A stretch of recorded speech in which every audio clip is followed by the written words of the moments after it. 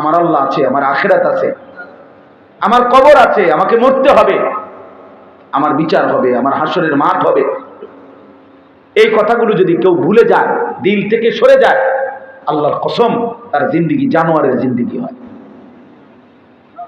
তার জীবন জন্তু জানোয়ারের জীবন হয়।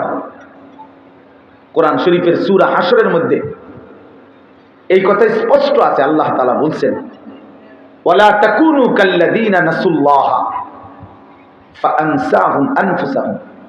আল্লাহ বলে, ঈমানদার, তুমি আমি আল্লাহকে এই পরিমাণ ভুলে যেও না।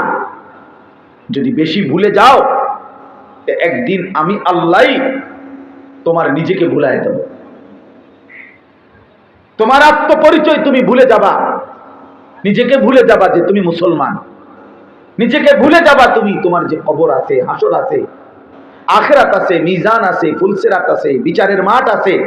তোমারে যে আল্লাহর মুখোমুখি হইতে হবে, ফুলসিরাত পার হইতে হবে, মিজানের পাল্লায় যে তোমার আমল ওজন হবে, জান্নাত জাহান্নাম। আল্লাহ বলেন, এই বিষয়গুলো টোটালি আমি তোমার দিল থেকে ভুলায় দেব।